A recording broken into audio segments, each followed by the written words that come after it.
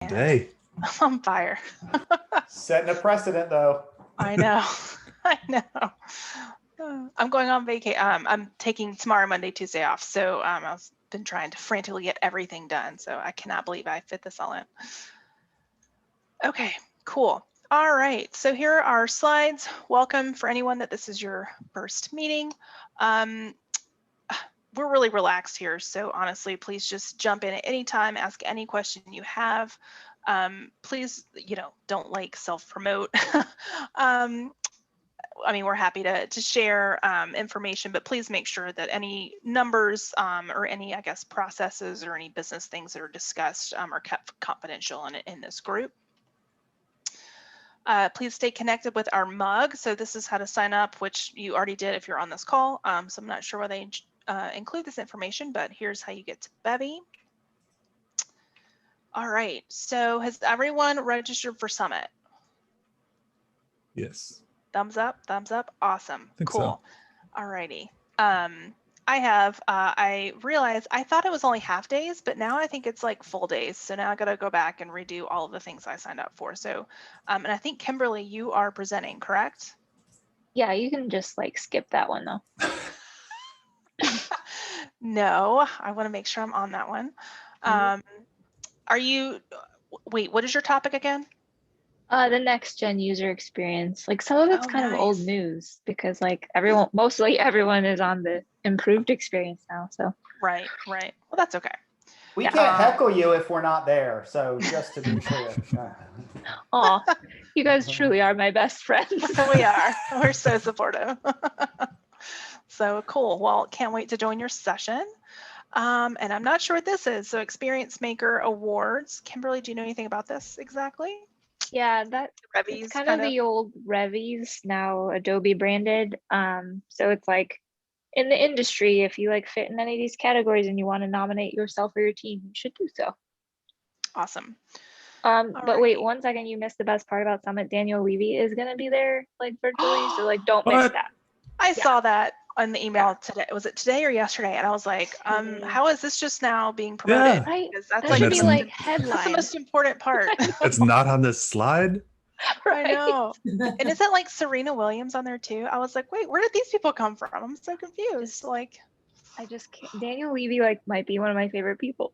I'm so excited.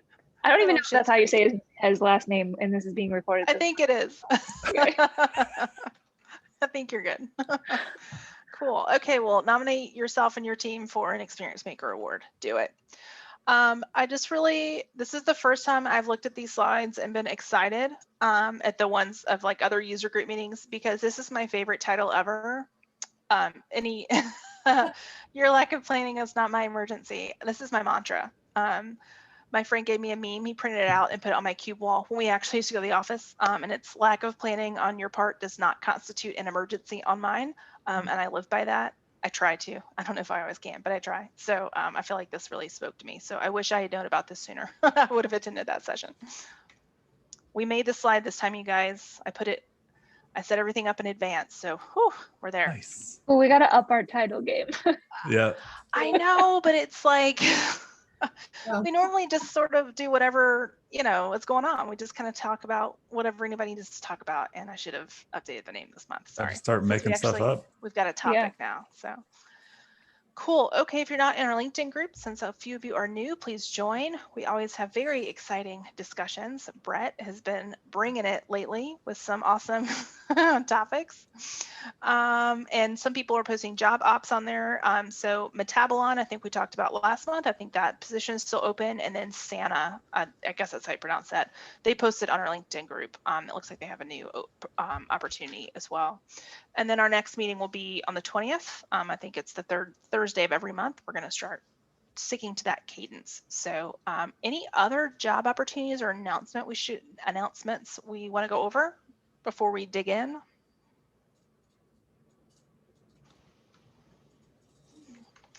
Awesome. I think so. Lively group today, you guys. Look, we're not awake.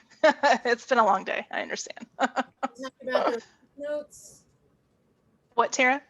said, are we going to talk about the release notes? Did you guys read that email about some of the cool stuff coming down? We can. I think we should do John's stuff first, and then we can dive into release notes. I hadn't really even thought about that. I got excited about some of them, and for some things I'm like, this doesn't apply to me. So, but some of it, like the spam bot stuff, seemed super cool. And then the ability to filter out spam clicks and stuff like that, like Yes. way past time for that. So that's cool. So yeah, good call, Terry. We'll definitely get to that. So for now, I think let's go ahead and introduce John. So he is a actually, John, you can introduce yourself because I don't really remember what your title is. I know you're a director, but that's all I remember. So go for it. Yeah, so I work for a company called ClearDATA out of Austin, Texas. So I classify us as a late stage startup. We're about 180 employees. We're not, the biggest company in the world, but yeah, my title is Director of Marketing Operations.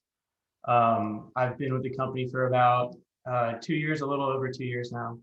And we do compliance and security software specifically for healthcare companies, trying to enable them to move data to the public cloud while keeping it, secure and compliant. There's a lot of, regulations like HIPAA out there that inhibit healthcare from moving data to the public cloud. So we're trying to enable them to do that, which will ultimately, allow them to be more interoperable and deliver better healthcare experiences to members at the end of the day. So, cool. Well, with that said, I'll jump into FormComplete. I hope I can kind of do it justice and answer everybody's questions, but I've got some slides and then I'll show a demo, and definitely feel free to chime in as I'm walking through everything too. So does anybody use ZoomInfo today?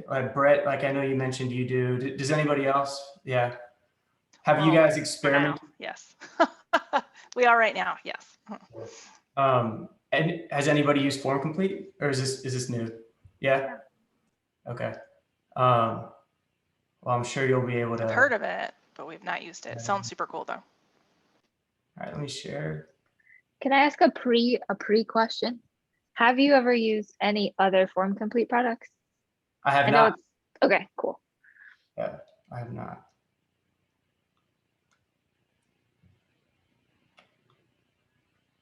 All right, so just, quick table of contents here, set the stage. So there's a couple main use cases I think that I see. So you can specifically use FormComplete solely for data enrichment, and you can do that independent of the next two things. So dynamically hiding and showing form fields based on what ZoomInfo is able to enrich and what they're not.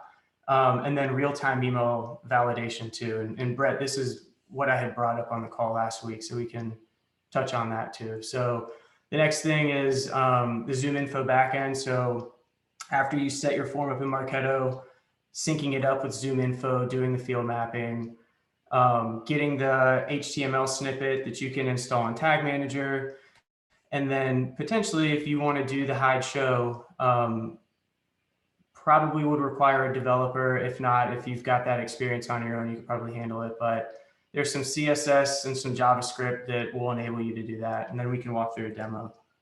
Ultimately, FormComplete's delivering data directly into fields that you have on the form. So within the admin area in ZoomInfo, you'll essentially, you can either dynamically kind of pull in the form that you have on the page, or you can manually add an ID, enter in the different fields that you have on the form and how you want them to map to ZoomInfo fields. And then ZoomInfo will enrich the data that you have on the form. So I'll pull up, let's see. Yeah, so this is ZoomInfo. I'm under FormComplete in the management section. So when you add a new form, you can choose the auto mapping or manual mapping. So we'll choose auto.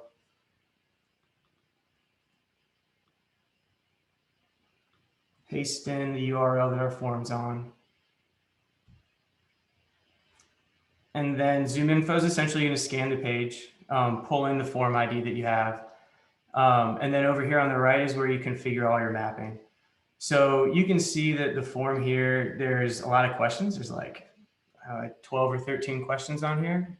And so you can first set your email. And so the email is the only field that's essentially required, but when a user enters in their email, behind the scenes, you're going to call ZoomInfo's API, and then it's going to return the data attributes on that specific email address that it has available and enrich the rest of your fields. So to continue adding fields, like we'll choose first name, for example. So first name is the field that I have on my form, and I can select what ZoomInfo field that I want to map it to. And then you can, go on and do that for all the rest of your form fields. And so, for example, if you've got a field like role, and you want to map this one to maybe ZoomInfo's job function, ZoomInfo's got hundreds of different job functions. And so they do advanced mapping where you can jump in here, select custom, and select how you want specific values to map to fields that you might have in a pick list. So, I could map information technology functions to my IT leadership role. And I can go and do that for all the different pick list values that I have.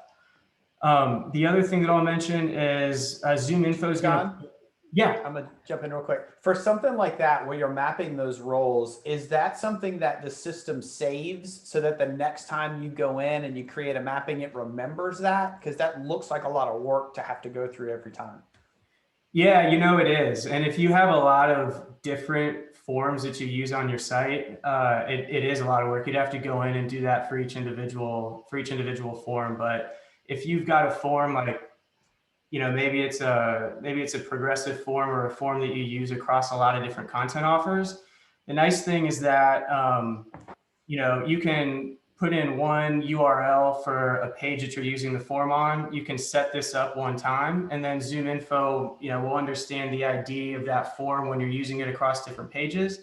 And you don't actually have to go in here and configure this for every single URL that you might be using the same form on. That makes sense? Yeah. And is there a way to pull that mapping out and do it in Excel, or is it you have to use this interface to do it? Yeah, so within FormComplete, you have to use this interface. However, so we also, in addition to FormComplete, we use ZoomInfo's webhook within Flow Steps and Marketo.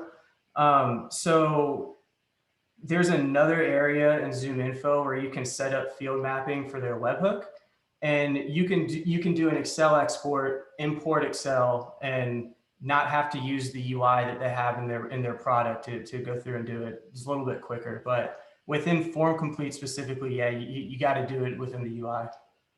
Okay, cool. Thanks, man. Yeah.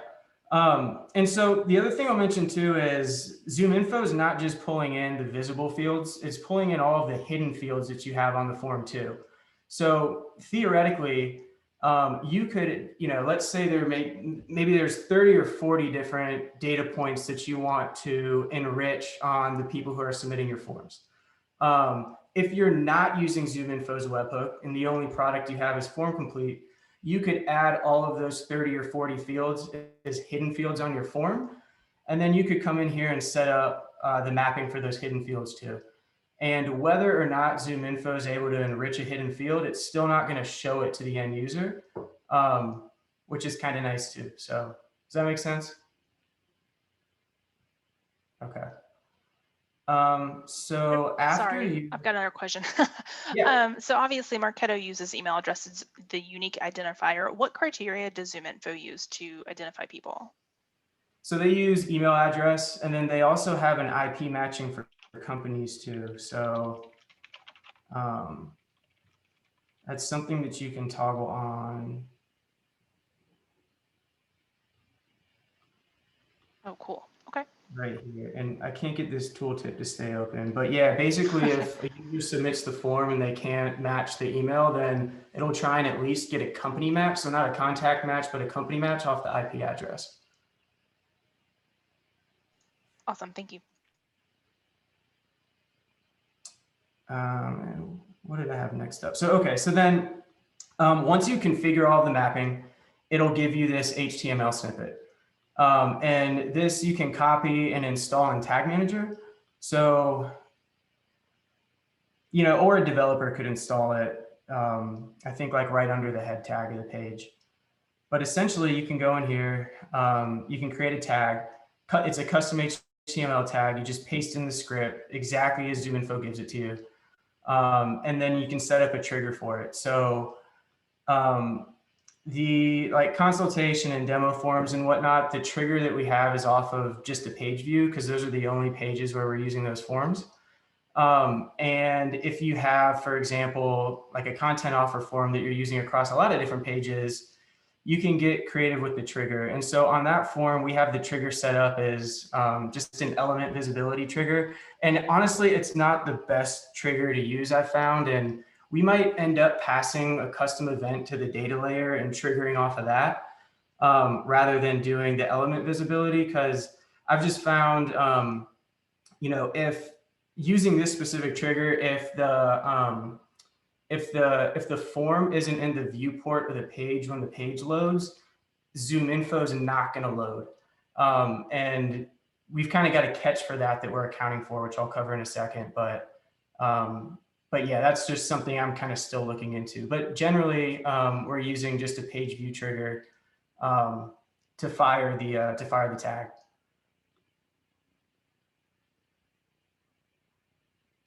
Okay, so dynamically hiding and showing fields. So yeah, so what we're doing is hiding the fields that we're using with ZoomInfo FormComplete by default. And that's just CSS, just display is set to none for those fields by default. So then ZoomInfo, so the form load function is going to load a specific attribute on your form. And if the attribute is present, then it's safe to continue hiding the fields that you're already hiding by default. And so most of the time, I mean, all of the time, if your tag's firing correctly, that data attribute is going to be present. ZoomInfo is going to load, and then it's safe to continue hiding the fields. But for whatever reason, if that attribute doesn't load, then we're showing the fields, you know, just to be safe. And then the rest of what happens is just JavaScript. So, and it's all within the embed code that they give you. So when a user enters in their email address and API call is made, ZoomInfo returns another attribute that's specific to the input tag of each field. And it's either true or false. And so if it returns that attribute is true, the fields stay hidden. If it returns the attribute is false, then we show the fields. And so I will show you guys that in just a minute. The other thing I'll mention is that ZoomInfo does have a development mode. So essentially you just add a variable to the HTML snippet. So, you know, for example, it's like right after the form ID, I think you just add development equals true, save it, and then what that allows you to do is make as many API calls as you want. Well, you know, maybe you have this on a staging site or a staging page and you're just testing your workflows and stuff. So the reason why they do that is because ZoomInfo has IP throttling. I think it's a security measure. So basically, if you know you're sitting on your own computer, you know, your own IP, and within, I think it's maybe a 5 or 10 minute time frame, if you're just entering in emails, testing, hiding, and showing, it'll throttle your IP after 5 API calls. And so it won't let you keep testing it. So just nice to have a development mode. So calling that out. And then the last thing, and I can show you guys this live in the demo too, but ZoomInfo has a partnership with NeverBounce. And Brett, this is what I was telling you about last week. And so there's another input attribute that they return on the email field, and that can be used to block submit actions. And it can also be used to throw up an error message on your form. So these are the different statuses that attribute will return. And, for example, you type in an email, it's invalid, it's going to return invalid, and then you can throw up an error on your form, or you can block the submit on your form. So that's kind of nice too. Any questions before I just jump into the demo? That part is super cool. Yeah, it's nice. Oh, I do have one more question. So obviously you guys embed, I'm assuming this is your website. Does this work on like unbalanced landing pages, Marketo landing pages, like just anywhere your form's embedded? Yeah, it's a good question. I haven't, I'm sure it does, but I haven't explored that yet. So and we use both. We use unbalanced and we use Marketo landing pages, obviously. So I'll keep you guys posted with that. But I guess I'll call this out really quick too. So you can whitelist domains for the HTML snippet, basically. So we've got our subdomain for our Marketo landing pages as well as the domain for our main website. But essentially, I'm sure this plays into it in some way. Okay, so as you can see, the form that I loaded within ZoomInfo had like 12 or 13 questions, but we're hiding questions by default. So the questions that we decided to show, email address, you have to show that. What healthcare organization are you? I could technically hide this field and enrich it with ZoomInfo, but this is a field that we found is almost like kind of confirming what we do as a company. Like, we don't want you to submit this form if you're not a healthcare organization. So it's just kind of a good question just to make sure that they understand what we do. And then, country, GDPR, we want people to self-identify. This helps our BDR team, and then the opt-in, obviously. So what I'll do is, let's see. That's not what I want.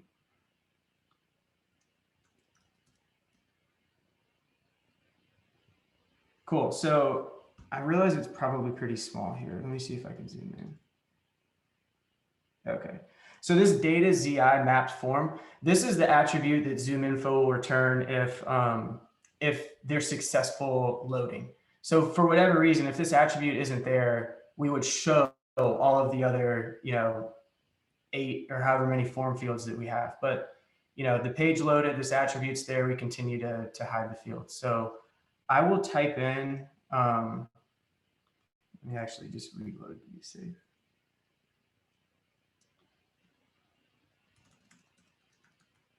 Oops.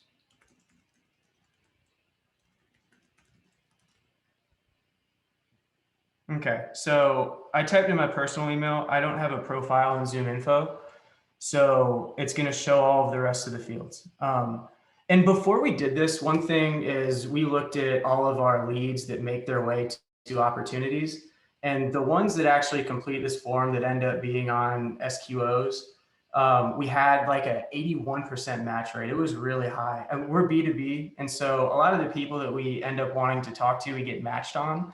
And so I think the user experience for most people will be pretty good. Time will tell, but yeah. So anyway, what I wanted to show you guys is,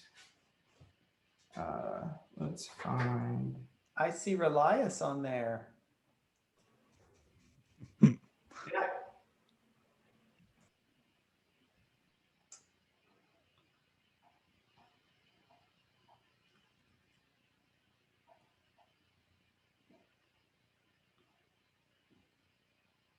Okay, so you'll see on the first name input, it is right here. So on each input that we're using with ZoomInfo, they return this data ZI input enriched attribute. And right now it's false. Typed in my email, we weren't able to enrich it. If I change it to true, you'll see that field disappears. First name's not there anymore. So behind the scenes, that's really all we're listening for. We're just listening for that input on each individual input to return either true or false. If it's true, we'll continue hiding the field. If it's false, we'll show the field. So Let me reload the page and I'll put in an email where I know that it'll enrich everything.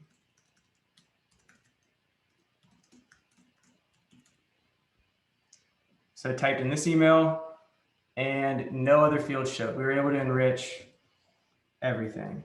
And so you will see, click back into first name. This attribute returned true. If I change it to false, now that field's going to be visible, but you can see ZoomInfo is able to map, Daniel's first name to the field. So the user will never see this, but change this back to true, and that field's going to be hidden.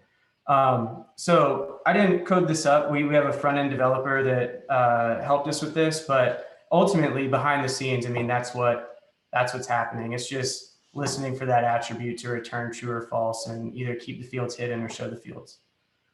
Does that make sense? Yeah, looks great. How long have you guys had this implemented? About a week and a half.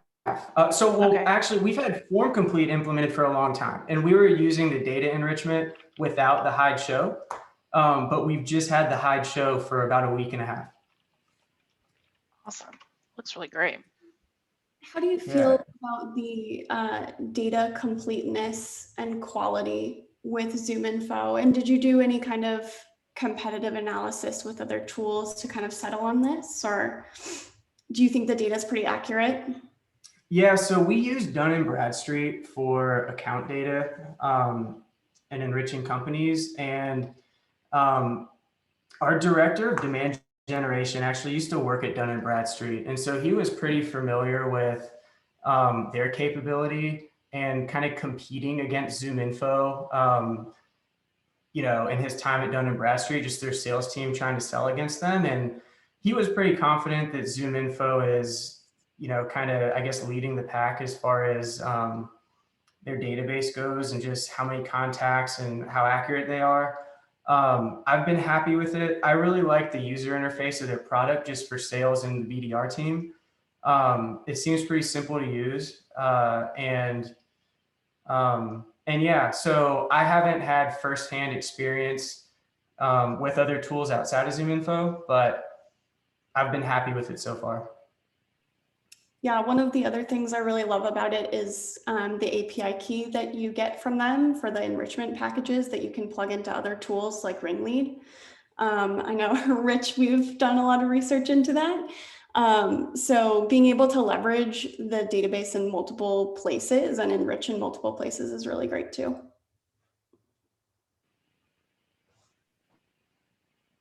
I gotta say to that point, I'm working on a DMB form fill one right now, and I haven't seen anything like that interface that you're just showing there that has the code pre-built in that you can kind of do self-service. It's been a lot of back and forth with emails with them. Does this work? Here's the code I've got. And then they manually are doing that back and forth with you. It's not like self-serve like that. So I kind of appreciate it. Yeah, for sure. It makes it easy. And it's probably worth mentioning, I saw, so Sanford wrote a blog post on FormComplete, and the implementation method that we use is just a little bit more lightweight. His solution's awesome too. And I don't know, maybe more scalable depending on how you look at it or what your specific use case is. But anyway, I mean, that's probably worth checking out too if you guys haven't seen it already. He's got the greatest blog posts.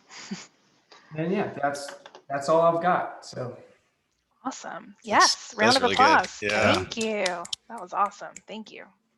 Woohoo. Thanks for sharing. Alrighty. Yeah, absolutely. I can't wait to hear, conversion, percentages and all that kind of stuff. Like, keep us posted on how it's going and, all the results that you're seeing. We'll do. Cool. You earned your free pass to come back next week.